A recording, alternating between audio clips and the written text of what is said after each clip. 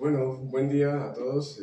Un domingo, la mayoría de los que están acá los conozco. Espero que por buenos momentos, algunos han tenido la posibilidad o he tenido la posibilidad de conocerlos de una forma más profunda, una forma que va un poco más allá de lo que sería en sí la enfermedad y la diabetes en el perro, ¿no? Agradezco la invitación al grupo Azucarados y para mí realmente es un honor estar acá en la casa de un Nobel de medicina. Bueno, los que no me conocen, yo soy el personero, soy colombiano, vivo hace un montón de tiempo acá en Argentina. Es un país hermoso y la verdad que estoy muy contento de estar con todos ustedes. La diabetes es una enfermedad bastante compleja y dentro de la complejidad que tiene la diabetes vamos a intentar suavizar un poco para que la gente y las familias tengan una calidad de vida acorde a la actualidad, ¿no? Como toda presentación tiene un título, yo le puse el título Conviviendo con el problema y vamos a hablar un poco del diagnóstico, el tratamiento y la monitorización, la vamos a dejar para otro momento por el tiempo, pero conviviendo con el problema. Yo le puse problema, pero puede ser conviviendo con la enfermedad. Y es este problema que en realidad no es un problema para muchas de las personas que se encuentran acá. Hay gente que tiene la capacidad de convertir los problemas en soluciones y en cosas maravillosas como lo es el grupo de Azucarados, en donde han encontrado una fuente de motivación para poder ayudar a un montón de gente que lo necesita, no solo desde la parte económica, digamos, ayudando a que estas personas puedan acceder a tratamientos que son costosos, sino también sé que también prestan ayuda en cuanto a la parte de sostén y de emotividad que esta enfermedad requiere, porque para todos es una enfermedad que en algún momento es desbordante, ¿no? Entonces quiero pedir para todos ustedes un aplauso, sobre todo para las organizadoras del grupo.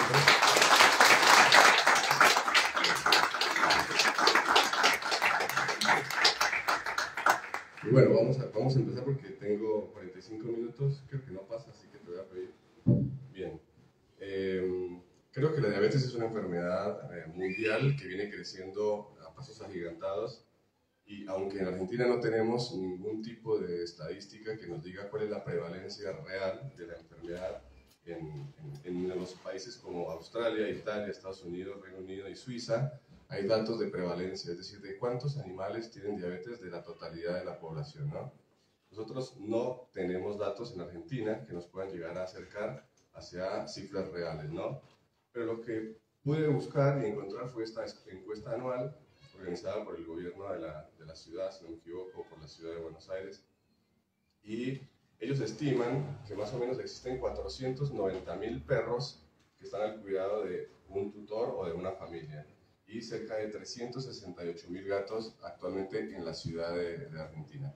Creo que estos datos están muy por debajo de la realidad y creo que las encuestas obviamente son solo encuestas y en este caso lo que hice fue tomar estos valores para intentar aproximarme de una forma quizá equivocada, pero por lo menos para tener una idea de cuántos animales diabéticos pueden existir en la ciudad de Buenos Aires, tanto perros como gatos. Si tenemos en cuenta que de 10.000 animales, 30 son diabéticos a nivel mundial y 70 gatos son diabéticos de 10.000, y lo multiplicamos por estos valores que tenemos acá en nuestra población argentina o de capital, tenemos que en este momento 1.500 perros y 2.500 gatos pueden estar padeciendo esta enfermedad. O sea que si sumamos, tenemos 4.000 animales con diabetes actualmente en la ciudad. O sea que ahora, en este momento, hay una persona que se está levantando de su casa, está midiendo la glucosa al perro, le está inyectando la insulina, le está dando de comer y está preocupada porque esa mascota, yo sé que hay algunos que no les gusta la palabra mascota, pero que esa mascota tenga una buena calidad de vida. Están planeando cómo salir al parque, cómo irse de paseo sin que su tratamiento se vea afectado.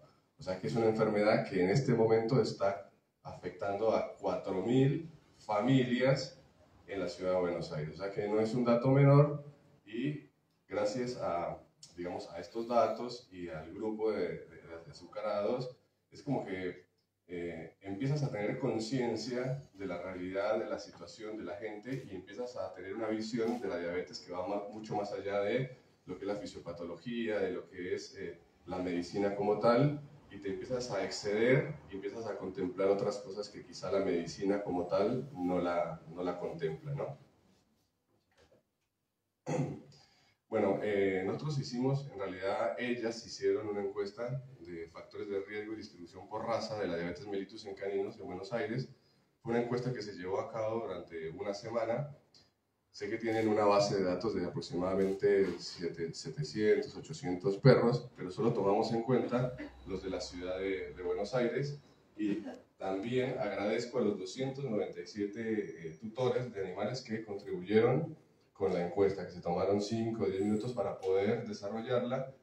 Y aunque los datos quizá no van a cambiar en nada digamos, el diagnóstico de la diabetes, quizás sí nos van a contribuir en información que podemos más adelante utilizar para hacer algún tipo de trabajo o de poder ayudar a ciertas razas o, digamos, centrarnos más en cierta población más vulnerable en la ciudad de Argentina, ¿no? Ahí está. Entonces la pregunta para todos ustedes, seguro que la mayoría tienen un animal diabético, es: ¿el diagnóstico de la diabetes es un diagnóstico sencillo o es un diagnóstico difícil? Sencillo. Sencillo, ¿no? Es muy sencillo. Creo que algunos hicieron el diagnóstico antes del veterinario, ¿no? Eso en las encuestas está y es así, ¿no? Entonces, ¿cómo hacemos un diagnóstico de diabetes? Los diagnósticos se hacen obviamente con una presunción. Nosotros lo que hacemos es en casa darnos cuenta del cambio en el comportamiento del animal. Entonces ustedes se dan cuenta que por ahí el animal empieza a tomar más agua, que se empieza a orinar un poco más en volumen y en frecuencia, que por ahí el apetito les cambia, empieza a tener un apetito más excesivo, y en algunos casos hay pérdida de peso. La pérdida de peso va a depender mucho de la cronicidad de la enfermedad. Si yo diagnostico un gato o un perro con diabetes de recién aparición, seguramente la pérdida de peso no va a estar presente en ese momento, ¿no?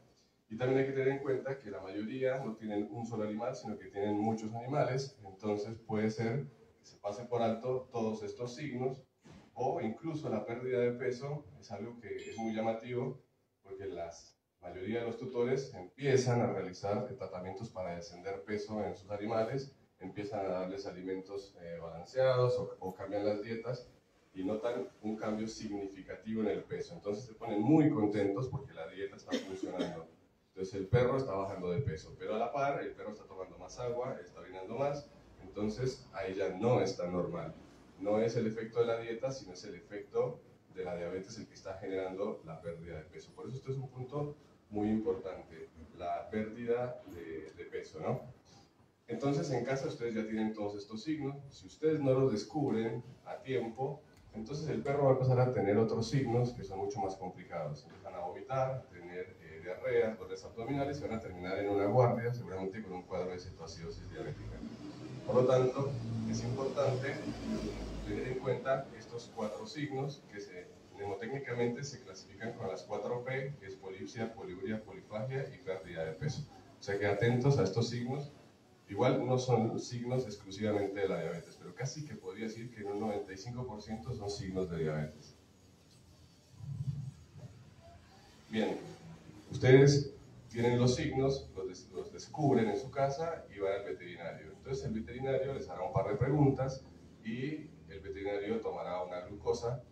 Esta glucosa, si es un caso de un perro y tiene una glucosa mayor a 200 miligramos por decilitro y un gato mayor a 270 miligramos por decilitro, entonces estamos hablando de un perro, de un gato o un perro diabético, ¿no? Todo esto, por supuesto, en el contexto de los signos clínicos. Si este animal no tiene signos que se asocien a la diabetes, entonces no puedo decir que el gato tiene diabetes o que el perro tiene diabetes. Si no hay signos clínicos, la situación es más complicada. Entonces, hay tutores que no detectan los signos clínicos y cuando llegan a hacerse algún control sanguíneo por, no sé, una limpieza de dientes, una castración o lo que fuere, encuentran valores como estos, entonces tienen que acompañarse con algo que se llaman las proteínas glucosiladas, que son una herramienta muy útil para saber si en las últimas 2 o 3 semanas este animal ha tenido valores de glucosa elevados o este gato también, ¿sí? Un caso particular está en el gato, que es una especie muy particular, en donde existe esto que se llama la hiperglucemia por el estrés. El gato lo sacan del canil, lo llevan al veterinario, le miden la glucosa y tiene valores de glucosa de 400. El gato está muy estresado y si no tiene signos de diabetes, esto no se puede considerar como diabetes. Se tiene que considerar en principio como una hiperglucemia por estrés y después podemos repetir los valores de glucosa en casa o incluso podríamos hacer determinaciones de glucosa en la orina cuando el gato esté tranquilo en su casa. Y si la glucosa por ahí empieza a aparecer repetidamente en la orina del gato, entonces ahí lo llevamos al veterinario para poder hacer una determinación de la glucosa, ¿no? Dentro de la encuesta, nosotros preguntábamos cómo hicieron el diagnóstico los veterinarios. El 40% de los veterinarios hicieron el diagnóstico a través de un glucómetro portátil en su veterinaria y el 60% a través de una muestra de sangre que se llevó al laboratorio. Acá me pongo un poco triste porque realmente hacer un diagnóstico de diabetes es muy sencillo.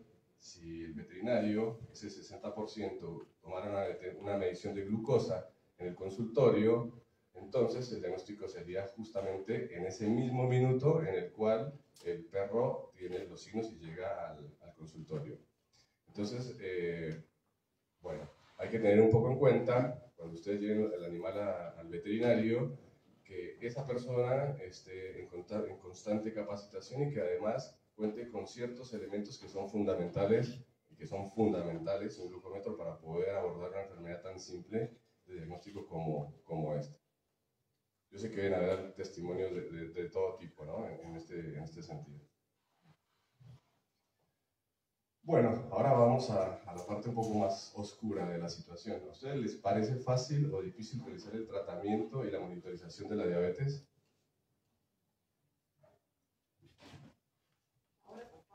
Al principio se complica, pero después va fluyendo, uno se va adaptando. Acostumbrarse. Pero si tienes una guía es fácil. Bien, pero es difícil, ¿no? Bueno, entonces... Se dañó todo. Ah, apareció. Bueno, entonces, la diabetes es la enfermedad que tiene el diagnóstico más simple de la endocrinología, pero es la enfermedad que tiene el tratamiento y la monitorización más difícil de la endocrinología. Y ahí está el problema y creo que por eso están acá. ¿Sí? Vamos a pasar. Y esto es lo que pasa, estos son todos estudios de afuera, en donde se sabe que el impacto negativo de la calidad de vida de las personas que reciben un diagnóstico de diabetes es, fíjese, el 84%. Entran en depresión, se ponen muy mal, tienen problemas con su pareja, se pelean, se separan, se divorcian, y 1 de cada 10 perros recibe la eutanasia por un diagnóstico de diabetes. ¿Y en qué se basan? Enfermedades concurrentes. Los perros pueden tener Cushing, pueden tener hipotiroidismo, pueden tener pancreatitis, pueden tener infecciones, tumores, y esto como que, si le sumamos la diabetes y un tumorcito, bueno, ahí está, ya está la justificación. El costo en otros países es extremadamente elevado, no digo que acá en Argentina no, pero en otros países es muy alto. Problemas para obtener un adecuado control de la diabetes, impacto sobre el estilo de vida de los propietarios, hay gente que les cambia absolutamente toda su rutina, y problemas con la aplicación de la inyección de insulina o con la medición de la glucosa. Esto hace parte de la pregunta 29 del cuestionario que nosotros hicimos, y fíjense que de las 10 preocupaciones que tienen los argentinos acá en Ciudad de Buenos Aires, la principal preocupación es el riesgo de hipoglucemia. Todos tienen miedo a la hipoglucemia, la mayoría, un 73%. Después, no poder afrontar el costo, es el segundo.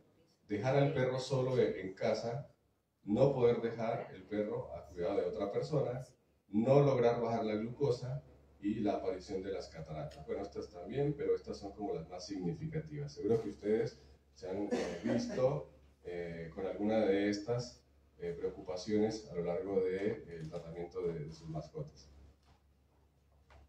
No te me duermas. Bueno, no te lo comenté,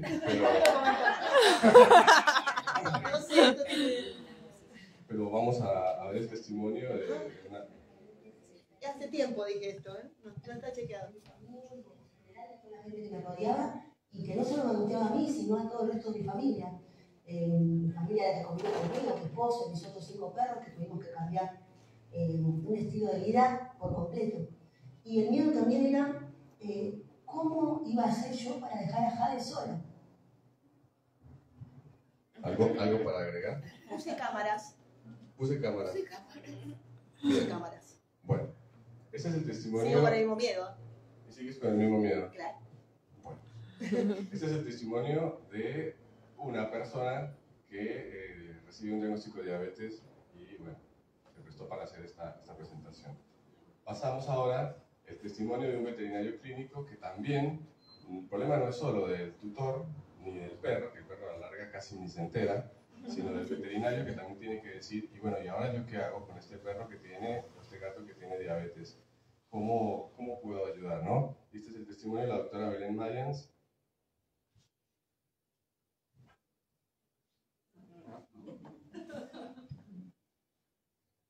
Si quieres darle en la esquinita. El video, ahí. Ahí abajo. Con la flechita. No. Mayores desafíos como clínica frente a un paciente diabético son, en primer lugar, elegir el tipo de insulina más apropiado para ese paciente. En segundo lugar, que los tutores comprendan el manejo, la forma de aplicación, el uso de las lapiceras, cuándo tienen que darle de comer, que pierdan el miedo al pinchazo para que puedan medirle la glucemia.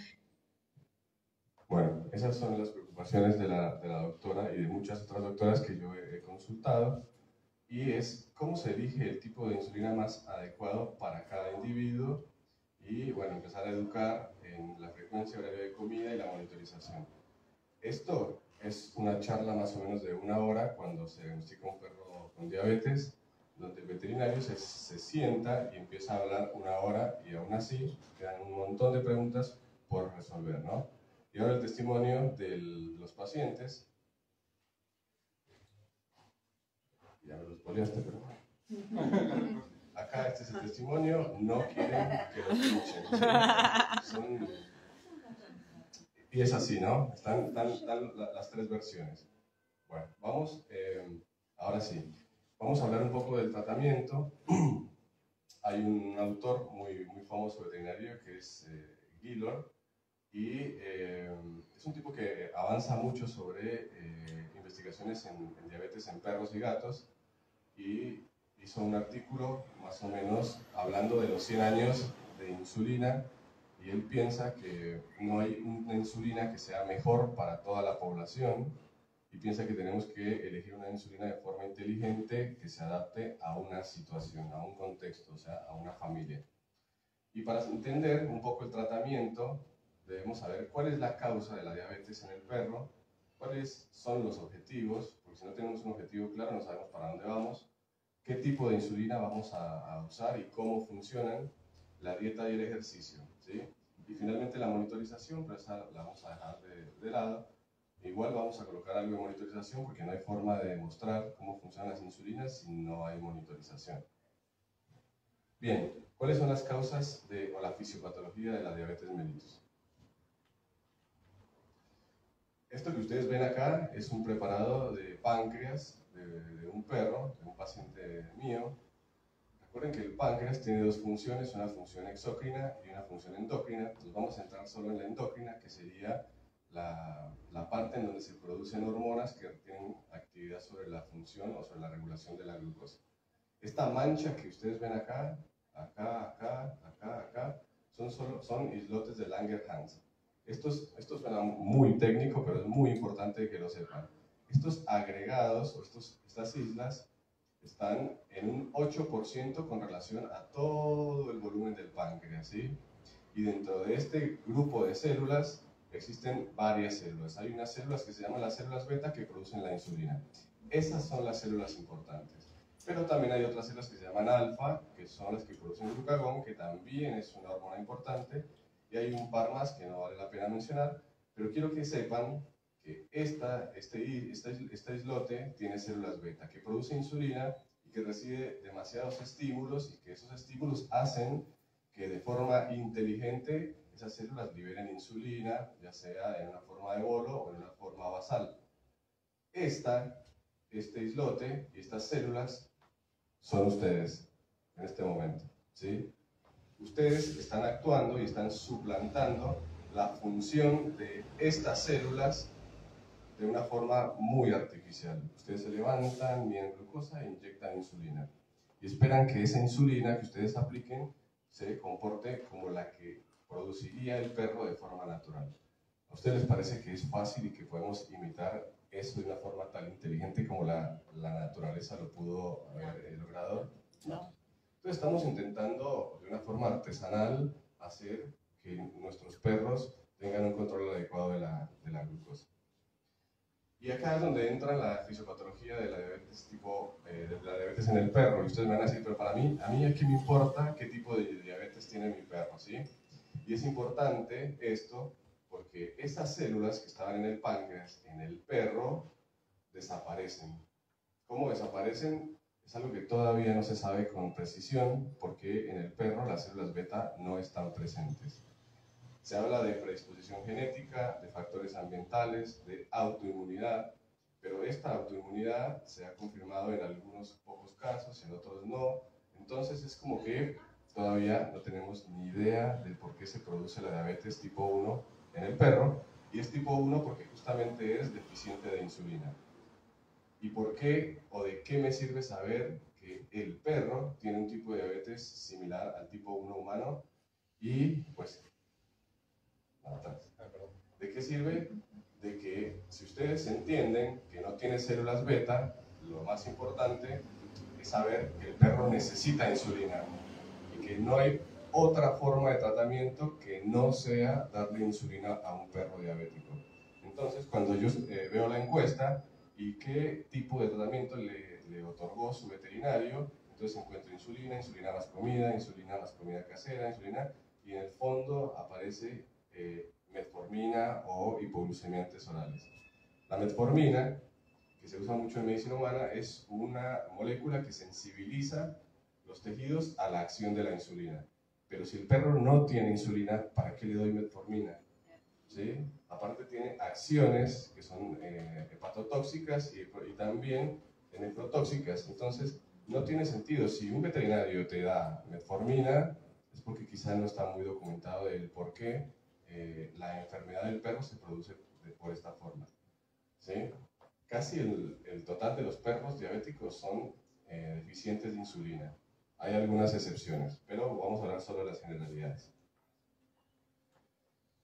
Caso contrario a lo que pasa en el gato, que el gato tiene un modelo mucho más parecido al humano, en donde estas células beta producen insulina, pero en los tejidos periféricos esa insulina no puede generar una acción. Esto se le llama resistencia a la insulina. ¿Estás durmiendo? Entonces, ¿de qué me sirve saber esto? ¿De qué me sirve saber esto? Que si hay algo que produce resistencia a la insulina, yo tengo que determinar qué es lo que produce resistencia a la insulina en este gato para poderla cortar, y sabiendo que tiene reservas de insulina, este gato podría no necesitar insulina. Puede ser que necesite insulina inicialmente, pero después si yo determino la causa de base, como puede ser la acromegalia, o como puede ser el hipertiroidismo, el síndrome de Cushing, y yo lo trato, corto la resistencia a la insulina, y en ese caso, este gato puede no necesitar insulina. Entonces, esa es la diferencia entre la diabetes tipo 1 o símil tipo 1 del perro y la diabetes del gato. Son dos especies con posibilidades distintas de tratamiento, que es bueno que ustedes las sepan. Y acá tenemos la clasificación también. Me olvidé de decir que todas las clasificaciones que existen en veterinaria están por ahora elaboradas por este grupo, el Grupo Europeo de Endocrinología Veterinaria, la Sociedad Europea. Tiene un proyecto en donde intentan estandarizar todos los términos en veterinaria, estandarizar los valores de referencia de la glucosa, del cortisol, cuál es el método que se usa para el cortisol, para medir la fructosamina. Y están estandarizando todo para que todos hablemos el mismo lenguaje. Y acá tenemos tipos que los llaman secundarios a otras causas, y es el caso de los perros diabéticos con síndrome de Cushing, ¿sí? ¿Por qué el perro tiene el modelo tipo 1? Porque si este perrito con Cushing tiene un tumor adrenal o tiene un tumor hipofisiario y yo le doy un tratamiento, le saco la glándula adrenal tumoral o le hago un tratamiento para el síndrome de Cushing, lo más probable es que este perro siga siendo diabético. Distinto a lo que pasa en el gato, si yo le saco la hipófisis a un perro que tiene un tumor hipofisiario que produce hormona de crecimiento, ese gato puede no necesitar insulina. En el perro, tengan en cuenta que además de la resistencia a la insulina que produce el síndrome de Cushing, el páncreas no tiene capacidad de producir insulina. Algunos perros pueden tener cierto grado de, ¿cómo se llama? De células residuales, ¿sí? Que no tienen una totalidad de la pérdida de las células beta. ¿Y de qué me sirve esto? Bueno, me sirve de, por ahí, entender que el tratamiento que yo estoy haciendo es para mejorar la calidad de vida y que no voy a pretender que este perro no tenga diabetes, aparte de controlar todos los signos del síndrome de Cushing que son bastante complicados y también complican demasiado el tratamiento de la diabetes. Creo que muchos de los que, o varios de los que están acá, han vivido la combinación Cushing y diabetes y saben lo complicado que es, ¿sí? Bueno. No sé si muy tedioso, muy técnico hasta acá, ¿no? No. Bueno, listo. Entonces, acá viene lo que a mí me gusta, y es cuáles son los objetivos del tratamiento de la diabetes. Y estos objetivos son muy distintos a los del humano. Los humanos son todos mucho más exigentes, y hay guías y hay cosas que te dicen, bueno, tienes que hacer esto, sumar un hipoglucemiante más otro, no sé, bueno, hay un montón porque hay unas tablas súper confusas y como la mayoría son tipo 2, entonces hacen una combinación de varios fármacos, en caso dado de alguna insulina y demás, pero en el perro tenemos que saber cuáles son los objetivos, ¿no? Y los objetivos los tenemos que lograr en equipo. El equipo es el tutor, el veterinario, el animal. Hay que trabajar en equipo para que esto funcione. Si no hay una buena relación, en realidad no vamos para ningún lado. O sea, si el tutor no se lleva bien con el veterinario, cambie de veterinario porque el pobre perro va a sufrir las consecuencias de la falta de entendimiento o de bueno, no sé, de feeling que tiene cada pareja, ¿no? Y los objetivos específicos del tratamiento para la diabetes son, primero, mejorar la calidad de vida de la familia. Antes se pensaba en la calidad de vida del perro, que el perro estuviera bien, pero se sabe que el perro estaba bien y la persona estaba por morirse de una depresión, entonces no tiene sentido que el perro esté bien si la persona está mal. Y en el consultorio veo parejas que vienen, se pelean y están angustiadas realmente por el tratamiento de la diabetes. Y esto es muy importante. Este es como el objetivo cumbre, el general. Y esto lo logramos a través de pequeños objetivos, que son eliminar los signos clínicos que ya los mencionamos, disminuir la poliuria, la polipsia, la polifagia, la pérdida de peso y disminuir el peso en animales obesos o aumentar peso en animales que están muy flacos. Y 3, evitar episodios de hipoglucemia y la cetoacidosis diabética. Esto sería una de las indicaciones por las cuales un perro tiene que ir a una internación. Si un perro vomita, tiene dolor abdominal, tiene diarrea, no quiere comer, llévelo al veterinario. No espere a que el endocrinólogo le diga, ¿cómo está? No, llévelo a un veterinario porque seguramente necesita una acción pronta para que se pueda solucionar. Esto es un estado muy, pero muy grave. Y los episodios de hipoglucemia hay de dos tipos, la hipoglucemia que es clínica y la que es no clínica. La clínica es la que el perro tiene esta debilidad, está como embotado, se para, se cae, no sé si algunos de ustedes lo han vivido. Y la hipoglucemia asintomática es donde le miden, el perro tiene 40, pero te mueve la cola y quiere salir del parque. Es cierto. Bueno.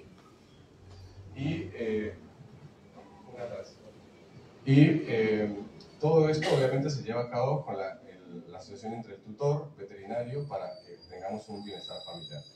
Y hay un cuarto objetivo, que es un objetivo como más pensado hacia lo técnico, hacia lo médico, y es reducir la variabilidad glucémica en el día y entre días, ¿no? O sea,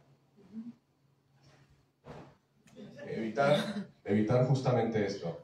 Estas variaciones que existen en el día a día es lo que la mayoría, cuando llegan a la consulta, me dicen, bueno, pero yo no entiendo, a la mañana tiene bajito, a la tarde tiene alto, después al mediodía le sube, después le baja. Esto me está volviendo loca, me dicen, ¿no? Eso es lo que la mayoría me comentan, ¿no? Bueno, entonces, estas cosas, este objetivo, es el más difícil de todos. Porque con cualquier insulina el perro deja de tomar tanto líquido, con cualquier insulina el perro deja de orinar tanto, con cualquier insulina el perro no pierde tanto peso, pero no con cualquier insulina se logra una menor variabilidad en la glucosa. Y también tenemos que ser un poco coherentes y adaptar esos objetivos al contexto, ¿no? Y tener objetivos que sean cumplibles y que sean reales. Las guías me dicen, tengo que tener un valor de glucosa entre tanto y tanto, tengo que tener una fructosamina de tanto y tanto, tengo que tener... Pero bueno, después me encuentro con esta señora que lamentablemente lo único que va a poder hacer es aplicar 1 o 2 veces la insulina y no va a saber medir una glucosa. ¿Qué le puedo pedir a esta persona? Señora, su perro tiene mucha variabilidad en la glucosa. Tiene que corregirla y vuelva a control. No se puede, no le puedo pedir eso a esta persona. A este señor, que quizá por ahí tiene una forma de vida un poco más tranquila, quizá lo único que le interesa es que los signos estén controlados y que el perro esté bien. No le interesa si el perro tiene 400, 300, 200, le interesa que su perro lo acompañe y que esté bien y que no esté enfermo. Después tenemos este caso en donde el gato no se deja medicar, no se deja medir la glucosa, no se deja aplicar la insulina y ahí es un caso complejo. Estos son los peores casos porque en realidad es muy difícil abordar un caso de esta manera. Si lo combinamos por ahí a un tutor como este, es una mezcla satánica para mí. O este también. Y esta chica por ahí tiene la capacidad de hacer todo como corresponde y empieza a buscar alternativas. Entonces te conectas con ella de forma virtual o vas a presencial y te exige, entonces no termina intentando que esa variabilidad glucémica sea la más perfecta posible. Entonces, los objetivos tienen que estar adaptados al contexto de cada una de las familias, ¿sí? Así que no puedo pretender lo mismo para todos. Bueno, ahora vamos al tipo de insulina. No sé si voy bien de tiempo, ya estoy recontraexcedido. Bueno, vamos a entender un poco lo de las insulinas, si es posible, pasarlo. Y acá tenemos, todos ustedes deben conocer las insulinas. Tenemos insulinas de acción rápida, estas son conocidas, la Spartica, la glulicina. Tenemos también las de acción intermedia, que son la Levemir, Lantus y NPH. Acá hay una diferencia con medicina humana porque estas son insulinas que son caracterizadas por ser de larga acción, mientras que en veterinaria se llaman de acción intermedia porque duran solo 12 horas. Y las de larga acción tendríamos a Tresiba y a Toujeo, que algunos de ustedes la han usado y les ha ido bastante bien. Sí. Bien, acá un punto muy importante en cuanto a la elección de las insulinas, ¿sí? Yo las divido, la verdad que yo no hago nada, lo que lo hacen son la gente que estudia esto, es que existen insulinas en suspensión e insulinas en solución. Estas que ustedes ven acá, Tresiba, Levemir, Toujeo, Largina, son insulinas que vienen en solución, no necesitan resuspensión y tienen una absorción menos errática una vez que se aplican. Entonces son más predecibles y por lo tanto tienen baja variabilidad día a día y menor riesgo de hipoglucemia. Y por el otro lado tenemos las insulinas en suspensión, que pueden tener mucha variabilidad y dependen de qué? De la resuspensión, si es consistente. Por ahí te levantas un día, la resuspendes de una manera, la inyectas, y esa resuspensión hace que haya una imprecisión por ahí en la dosis o que la absorción sea de forma errática. No digo que estén mal, pero creo que estas insulinas requieren un paso previo que puede ser una posibilidad de error más frente a las insulinas en solución. Tenemos NPH, tenemos caneninsulin en cuanto a insulinas en suspensión. Otro punto importante en el tratamiento de la diabetes sería si usamos jeringas o si usamos los lápices. Acá tenemos glargina de 100, de 300, de Bemir, de Gludec, todos vienen en lápiz. Por otro lado tenemos estas insulinas que vienen en forma de jeringa. Con estas insulinas tenemos algunos problemas porque no vienen las jeringas en general de 40 unidades, o sea que tenemos que hacer reglas de 3 que se pueden prestar para hacer dosificaciones erróneas. Vienen también en suspensión y por lo tanto en mi práctica intento de cierta forma no usarlas, pero es una cuestión personal, no significa que no funcionen. Sé que funcionan en algunos perros, pero si me ponen a elegir entre la jeringa y el lápiz, me quedo con el lápiz porque tiene mayor precisión. Esto ya se estudió.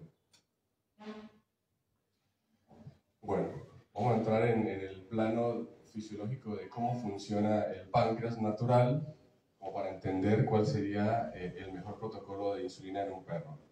Acá tenemos el páncreas, y el páncreas de forma natural tiene una secreción basal de insulina que es continua y una velocidad constante, ¿no? Esta fase basal es la que tenemos ahora todos en este momento porque estamos quietitos, algo que esté por ahí comiendo algo. Está esa fase basal que está haciendo que nuestro hígado no produzca insulina, está frenando la producción hepática de glucosa.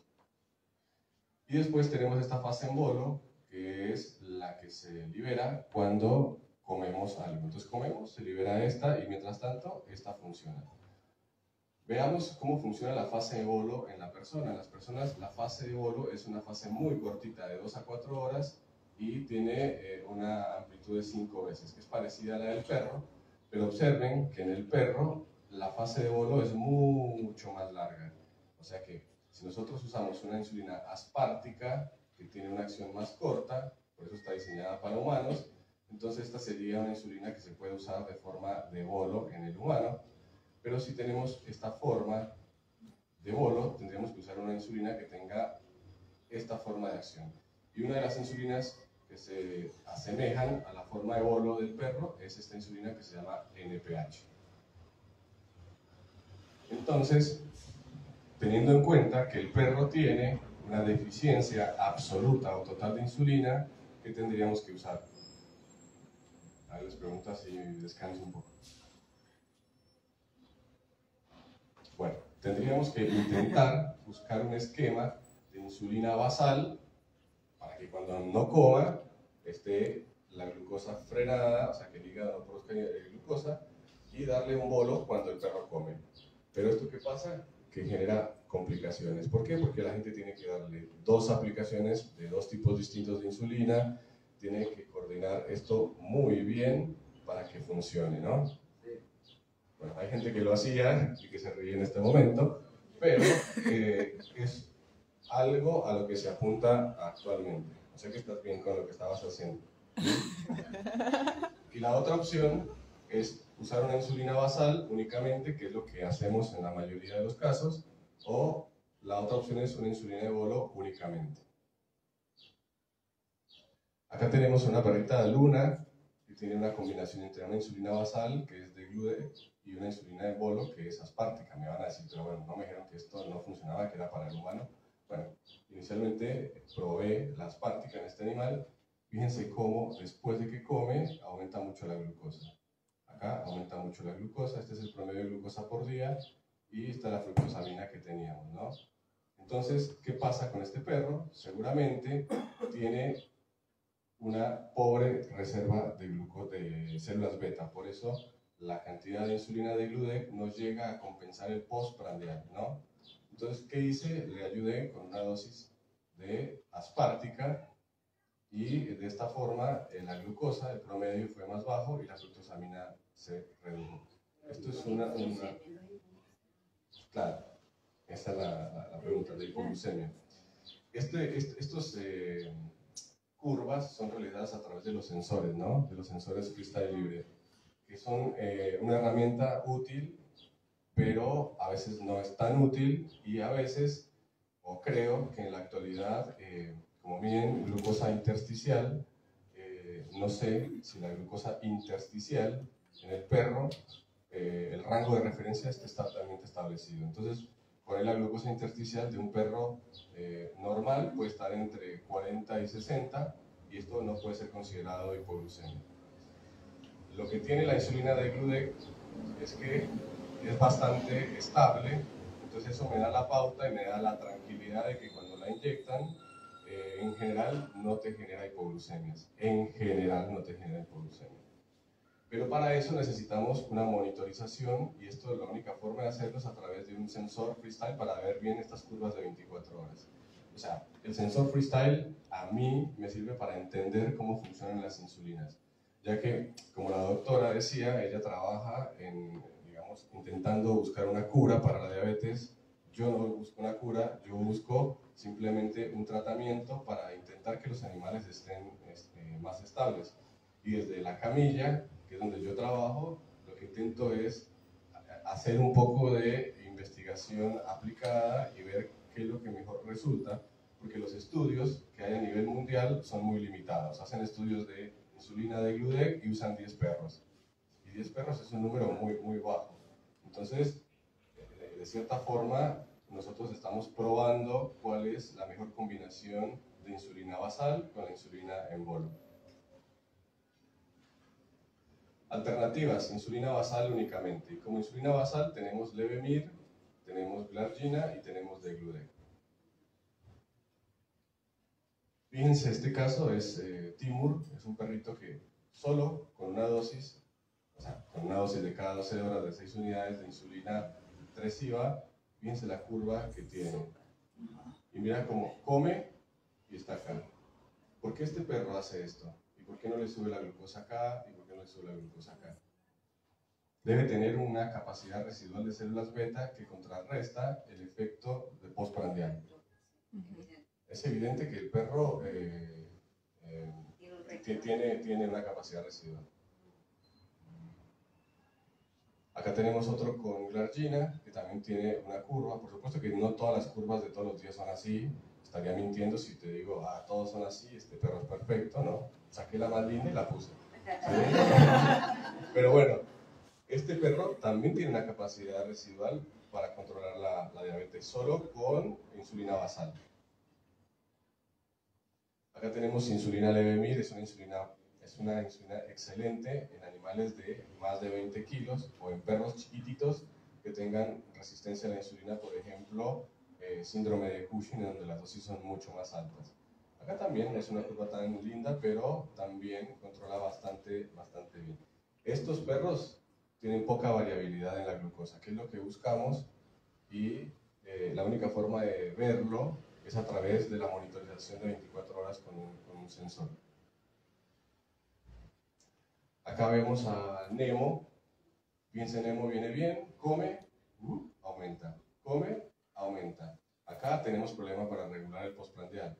Entonces acá se le pregunta al tutor, mira, tengo esta curva, el perro con estos valores postprandiales no tiene signos clínicos, ¿qué hacemos? ¿Usted quiere perfeccionar un poco esto o quiere mantener el tratamiento como está? El señor es de México, dijo, no, yo quiero mantener el perro así porque me parece que el perro está muy bien. Y lo mantuvimos así. Y la otra opción es hacer una terapia con bolos únicamente, y para eso tenemos NPH, que la NPH en las encuestas es la insulina que más se usa en la actualidad, ¿sí?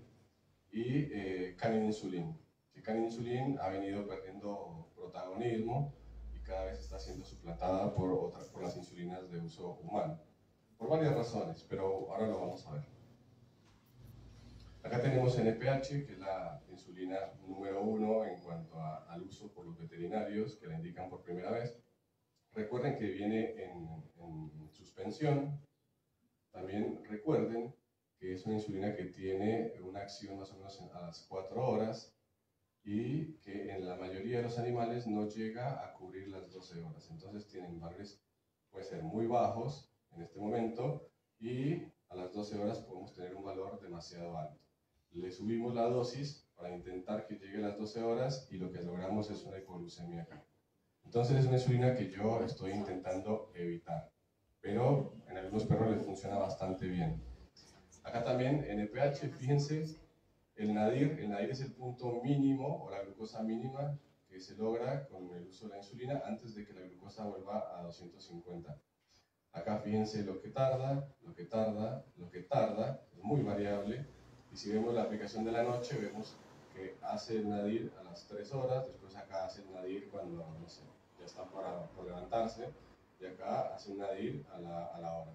O sea, es muy variable el día a día con esta insulina. Y lo otro que tiene es que necesita dar de comer más o menos a las 2 horas de aplicada la insulina. Y tenemos una vida muy agitada, entonces las personas lo que hacen es le aplican la insulina, le dan de comer y se van a trabajar. Entonces, acá lo que tenemos es, si le damos de comer y le damos la insulina recién empieza a actuar más o menos a las 3-4 horas, mientras que el postprandial arrancó antes, 1 o 2 horas. Entonces no se estarían encontrando la curva, la cantidad de glucosa con la concentración de insulina. Y esto es un problema. Y con caninsulin no voy a hablar demasiado, pero ya sabemos que vienen en suspensión, que tiene 2 fases, o sea que podemos tener mucha variabilidad. Aparte, las jeringas no se consiguen demasiado y hay un punto en contra que lo hace fundamental, y es que es una insulina que es demasiado costosa. Y acá están las insulinas que están apareciendo, son como las vedettes de ahora, ¿no? Porque esta insulina tiene menor variabilidad y son más estables. ¿Por qué no tienen picos? Tenemos Atresiva y la insulina Levemir. Bien, ¿qué es lo que pasa con un animal sano? Un animal sano produce insulina en su páncreas, esa insulina va a viajar por la vena porta, el 50% de la insulina llega al hígado y en el hígado se frena la cantidad de glucosa. Y después, digamos que un 25% y un 25% van al músculo y van a la grasa. Eso es lo que pasa en un animal sano. Cuando nosotros inyectamos insulina a un animal diabético, esta cantidad de insulina se va a repartir de forma igual en los 3 tejidos, ¿no? En este ejemplo. Entonces, para yo lograr que esta glucosa se controle, o sea, que el hígado no me produzca tanta glucosa, necesito dosis muy altas de insulina. Y esas dosis muy altas de insulina me van a controlar la glucosa. Pero ¿qué pasa? Esas dosis de insulina son muy altas para los lípidos y muy altas para los músculos. Entonces, los perros suelen engordar o suelen aumentar mucho la masa muscular. Entonces, el perro tiene glucosas normales, pero tiene un aumento del peso marcado. Entonces, lo que uno busca con estas insulinas nuevas es que estas viajan a través de la albúmina, y como viajan a través de la albúmina, van por la vena porta y tienen como un efecto más inhibitorio de la cantidad de glucosa que se produce en el hígado. Los que tienen un perro que tiene un apetito como medio complicado, que no quiere comer, que a veces sí, que no quiere, o que tiene enfermedades que hacen que a veces coma o no coma, la mejor estrategia es siempre usar una insulina basal que le mantenga la glucosa en un rango estable, y cuando coma le dan una insulina en forma de bola. Se te está durmiendo el pie ahí, ¿no? Bueno, algo más ya para terminar, la dieta. La dieta es fundamental. Recuerden que existe un equilibrio entre la cantidad de insulina y la cantidad de glucosa que el perro recibe. Entonces, lo que tenemos que hacer es intentar dar el mismo tipo de comida, la misma cantidad de comida y a la misma hora de alimentación. Por eso está este esquema acá: comida, insulina y en el tiempo. Si cambiamos, porque la gente me dice, ay doctor, ¿le puedo dar un poquito de huevo? Doctor, ¿le puedo dar un poquito de fideos? Doctor, ¿le puedo dar...? Sí, se le puede dar todo eso, pero tiene que ser todo muy estable, de tal forma que la cantidad de insulina se enfrente a la misma cantidad de glucosa en el mismo momento. Y no todos los perros necesitan un Royal Canin diabético. Este perro, por ejemplo, que tiene una pobre condición corporal, va a necesitar un alimento para aumentar la masa muscular. Yo voy a usar mucha cantidad de insulina para que aumente de peso, y después, cuando ya esté en un peso estable, lo que voy a hacer es pasarlo a una dieta de mantenimiento.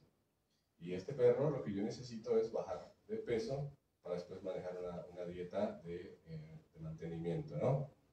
Y cuando tenemos perros que tienen, por ejemplo, enfermedades alérgicas, enfermedades hepáticas, enfermedades renales, tenemos que priorizar sobre estas enfermedades antes que sobre el alimento para la diabetes. Usamos alimentos para la enfermedad que genera un problema más serio y después nosotros acomodamos los niveles de glucosa, de insulina, perdón, para mantener la glucosa. Acá tenemos el ejercicio, que tiene un efecto hipoglucemiante y promueve la pérdida de peso. Acá tenemos a Wendy, que es una perrita con diabetes y con síndrome de Cushing. Y lo que yo les recomiendo es que si hacen ejercicio, sea siempre a la misma hora todos los días, no al momento del pico máximo de insulina. O sea, si la insulina saben que actúa acá, no lo saquen a caminar acá. Si saben que la insulina pierde su efecto acá, sáquenlo a caminar acá. Y, por supuesto, evitar esfuerzos y ejercicios esporádicos. O sea, un domingo se me da por correr en Palermo y el perro me hace una hipoglucemia. Eso hay que evitarlo. Bueno, ahí está haciendo ejercicio. Calistenia creo que estaba haciendo. Bueno, y creo que esta es la última diapositiva ya para cerrar y respondiendo a la pregunta de por qué tengo glucosas altas, por qué tengo glucosas bajas, por qué no entiendo. Entonces, yo les quiero comentar que hay dos opciones, es decir, que en realidad hay cosas que nosotros podemos controlar y hay cosas que no podemos controlar. Las cosas que no podemos controlar las tenemos que aceptar y aceptándolas vamos a ser más felices o menos infelices, ¿sí? Lo que podemos controlar es cumplir con las recomendaciones nutricionales y de la insulina. Eso ustedes lo pueden hacer y eso es lo que tendrían que hacer. Después, problemas técnicos con la insulina, hay que evaluarlos todos, ver si se está aplicando correctamente, el tipo de agujas, si la insulina está vencida, la refrigeración, todo eso que es muy técnico. Después, diferentes niveles de actividad y estrés, eso lo pueden manejar ustedes también. Si el perro se estresa cuando viene la hermana, creo que hay alguien que dice, ahí está, que la hermana le baja la glucosa, o modificar la actividad para que sea más controlada. Todo esto lo pueden manejar ustedes para evitar la variabilidad.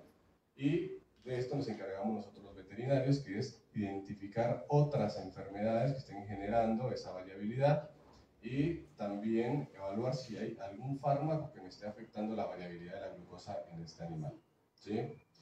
Y acá, como para que ustedes se sientan un poco más tranquilos y acepten que no todo se puede controlar, les comento que la variabilidad va a depender del remanente de células beta que tiene el páncreas. Y ustedes no saben cuánto remanente tiene su perro, entonces eso no lo pueden controlar. Después, la absorción y la degradación de la insulina es algo que tampoco lo pueden controlar ustedes. Esto puede variar por la actividad del perro después de haberle aplicado la insulina o por la temperatura ambiental en el momento en que le aplicaron la insulina. Por ahí, en verano la insulina se absorbe mucho más rápido y en invierno no tanto. Después, variables en la sensibilidad a la insulina. Si el perro tiene enfermedades como Cushing, la sensibilidad va a ser menor, o si el perro tiene, por ejemplo, un Addison, una disminución de la cantidad de glucocorticoides, entonces vamos a tener un defecto en la contrarregulación. Quizá le aplicas una dosis de insulina estándar y el perro te hace una hipoglucemia. Y por último, las alteraciones del vaciamiento gástrico.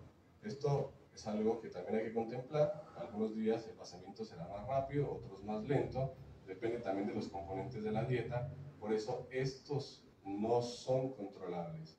Así que cuando ustedes piensen en por qué las curvas les da de esta manera, piensen que existe esto que no pueden controlar. No se me depriman.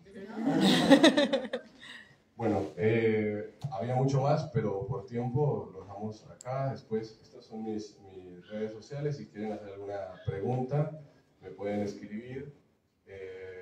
Una vez más, agradezco a ustedes, azucarados, acá al museo y a la gente que, bueno, que está detrás del celular que tiene...